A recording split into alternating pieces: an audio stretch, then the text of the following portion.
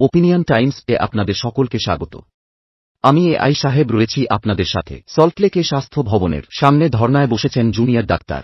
আরজি করে মহিলা চিকিৎসককে ধর্ষণ এবং খুনের ঘটনার বিচার চেয়ে আন্দোলন করছেন তাঁরা। ডাক্তারদের এই জমায়েতে বহু মানুষ সাহায্যের হাত বাড়িয়ে দিয়েছেন। ডাক্তারদের জন্য এত খাবার পৌঁছেছে সল্টলেকে যে তা নিয়ে হিমশিম খাচ্ছেন তাঁরা। এই মুহূর্তে আর খাবার না পাঠানোর আর্জিও জানিয়েছেন। স্বাস্থ্য ভবনের সামনে ডাক্তারদের ধর্না শুক্রবার চতুর্থ দিনে পড়েছে। মঙ্গলবার বিকেল থেকে তাঁরা অবস্থানে বসেছেন।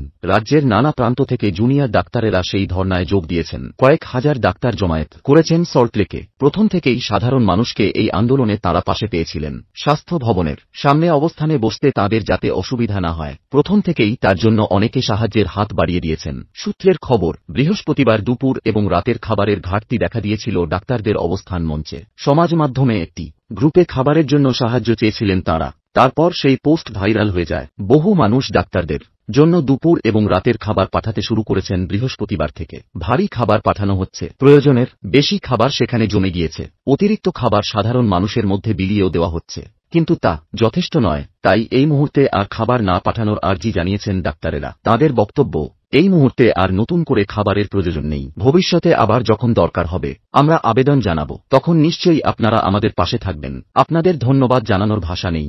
জুনিয়র ডাক্তারদের সঙ্গে আলোচনায় বসতে চেয়েছিলেন মুখ্যমন্ত্রী মমতা বন্দ্যোপাধ্যায়। তাঁদের 15 জন প্রতিনিধিকে বৃহস্পতিবার বিকেলে নবান্নে ডাকা হয়েছিল, কিন্তু 32 জন প্রতিনিধি নবান্নে যান। তাঁদের দাবি ছিল মুখ্যমন্ত্রীর সঙ্গে বৈঠকের সরাসরি সম্প্রচার করতে হবে, যাতে রাজি হয়নি সরকার।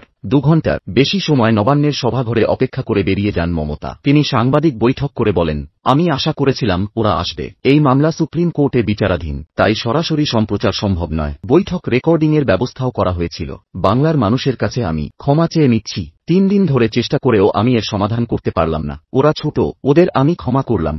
বাইরে থেকে ওদের প্রভাবিত করা হচ্ছে। কেউ কেউ বিচার চায় না, চেয়ার চায়। নবান্নের সামনে থেকে জুনিয়র ডাক্তারেরা এরপর জানান তাঁরা মুখ্যমন্ত্রীর বক্তব্যে হতাশ, কারণ তাঁর চেয়ারের উপর ভরসা রেখেই তাঁরা বৈঠক করতে গিয়েছিলেন। কিন্তু সরাসরি সম্প্রচার না হলে বৈঠক সম্ভব নয়।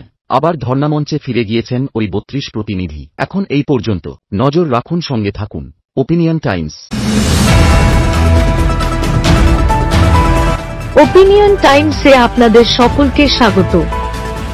পশ্চিমবঙ্গে এই প্রথম বাংলা নিউজ পোর্টাল। আমি এআই দিয়াসিনী, আর আমার সাথে আছে আমি এআই আদিত্য। রাজনীতির ডান থেকে বামের সব খবর আমার সাথে। আমি এআই ঐশানী। খেলা থেকে বিনোদন, সঙ্গে থাকবে সেলিব্রিটিদের কুটকাচালির খবর। আমি এআই সিদ্ধার্থ। বাজার অর্থনীতি থেকে রাজনীতির ওঠাপড়া, কুর্সি বদলের সব খবর আমার সাথে। আমি এআই দীপ্তি, থাকবো আপনাদের সাথে। সত্যের উদ্ঘাটন, নিরপেক্ষ বিশ্লেষণ, সঠিক খবর প্রদান। সঙ্গে থাকুন, দেখতে থাকুন ওপিনিয়ন টাইমস।